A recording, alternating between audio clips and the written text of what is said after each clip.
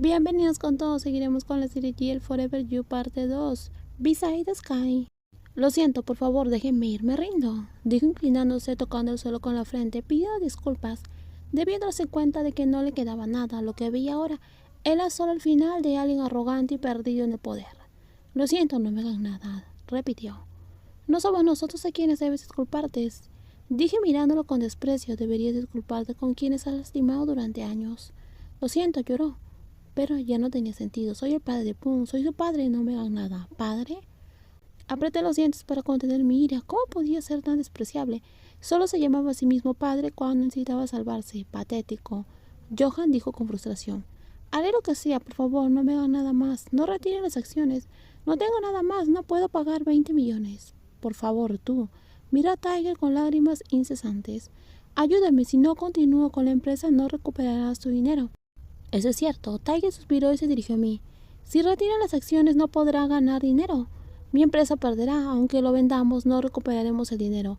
Mi padre se enfadará. Además no podemos meternos con su hijo, ¿verdad? ¿Estás satisfecho?, le preguntó a Johan. Hagamos un trato. Dime, dijo Rey. Todo esto es por una lección por meterte con nuestra gente, dijo observando sus heridas. Con esas lesiones estaría en el hospital por mucho tiempo. Su mano derecha estaba aplastada. Podría no volver a funcionar. No retiraré las acciones si prometes dejar en paz a Pum. Está bien, no me meteré con él. Divórciate de Prey y deja en paz a ella y a su hija. De acuerdo. Discúlpate con Pum por todo lo que has hecho. Sé que no puedes ser un buen padre. La única oportunidad que tienes ahora es disculparte y desaparecer de su vida. Yo cuidaré de él. Está bien, lo entiendo. Entonces me dejarán ir. Mira a Johan en busca de una respuesta. Está bien, creo que es suficiente, dijo Johan. Ya había recibido una paliza casi mortal. Recuerda que solo estoy haciendo esto porque eres el padre de Pum. De lo contrario, no te dejaría ir. Gracias, dijo el hombre. Entonces, ¿hemos terminado?, preguntó Tiger. Sí, no retiraremos las acciones, respondí. Está bien, eso soluciona la primera razón por la cual estoy aquí, pero hay otra más. ¿Cuál razón?, preguntó Johan. Es sobre la relación entre el acreedor y el deudor. Tiger sacó un papel arrugado del bolsillo y lo puso delante de Rick. Al ver el papel, Rick comenzó a llorar aún más. Lo siento, ¿puedo explicarlo, por favor? Tienes mucho valor para usar documentos falsos para engañarnos, dijo Tiger. ¿Usó documentos falsos? Sí. La mayoría de los documentos eran reales, pero este es falso. ¿Sabes lo enfadado que está mi padre? Si no te damos una lección, no aprenderás lo que pasa si nos engañas, dijo Tiger, con una sonrisa fría. Lo siento, por favor, no me hagan nada. Vaya problema te has metido, murmuró Johan con desprecio. Suspiré y me levanté. Ya no tenía nada que ver con esto. Usar documentos falsos con un prestamista era tan peligroso que solo podía acabar mal. Oye, ¿él es el padre de ese chico llamado Pum?, preguntó Tiger. Sí. ¿Pum es cercano a Dwayne Now?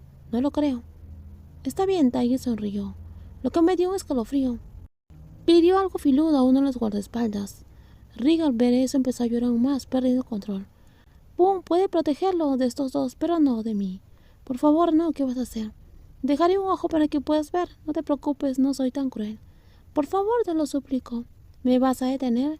Sé que es el padre de tu novio, dijo Tiger mirándome. A su lado Rick me suplicaba desesperadamente. Fa, ayúdame, lo siento. Ya me repetí, por favor. Si no lo detienes, perderá un ojo, dijo Johan en un tono neutral. No hacía falta decir que Tiger no estaba bromeando. Para él, Rick solo era un deudor más. Además, Tiger dijo que era una orden.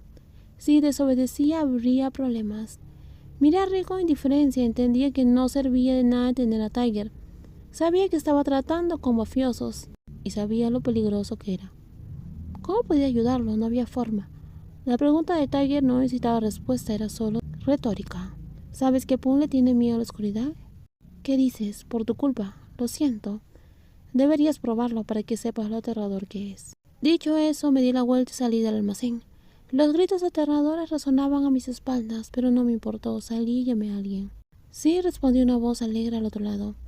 ¿Qué estás haciendo? ¿Has comido? Acabo de ver una película con Nor, no he comido aún. Iré a verte, diré a Nor que Johan también va. Dije cuando vi a Johan salir. Está bien, te esperamos, nos vemos. ¿De verdad lo hiciste?, le pregunté a la persona que estaba frente a mí, que vestía un rebelde uniforme de estudiante. Tiger vino a vernos a la facultad y me trajo una copia de la evidencia falsa del tío Rick, para que la viera. La pedí porque quería ver qué evidencia falsa había usado. ¿Te refieres a su ojo? De verdad lo hice. Está en el hospital, ¿verdad? Así es. ¿Estás ciego de ese ojo? ¿Me preguntas eso porque te sientes culpable? Tiger se sentó en el sofá frente a Johan. No es necesario, es mi trabajo. Ya veo, asentí para demostrar que entendía. Después de ese incidente me hizo pensar un poco. Si te lo hubiera prohibido ese día, ¿qué habría pasado? Me hubiera ido a casa y mi padre me hubiera regañado por desobedecer sus órdenes. Y luego habría invitado a alguien más para que le sacara el ojo de todos modos. Asentí de nuevo. Sabía que incluso si lo prohibía no ayudaría. El crimen fue usar evidencia falsa para engañar a la mafia.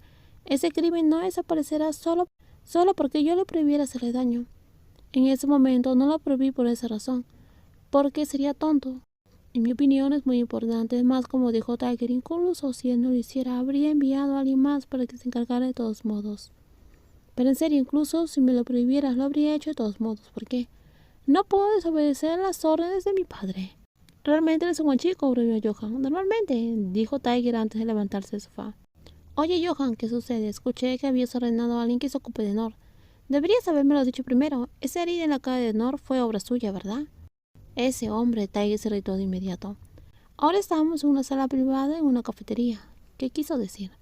Tal vez sea porque Nor es amigo de un chico llamado Dwayne Now. ¿Dwayne Now? Arqué las cejas y repetí ese nombre como si lo hubiera escuchado. La persona que ese tonto ha querido en secreto durante muchos años. Pero eso es todo lo que tengo.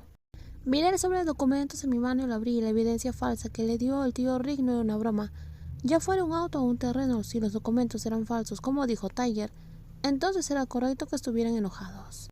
Por ejemplo, si tienes su auto, puedes usarlo como garantía y conseguir un préstamo. Pero el tío Rick utilizó el principio de la base mintiendo diciendo que tenía 4, cuando solo tenía 1, así consiguió 4 millones. ¿Y qué pasa cuando se apoderan de los bienes cuando no hay dinero para pagar la deuda?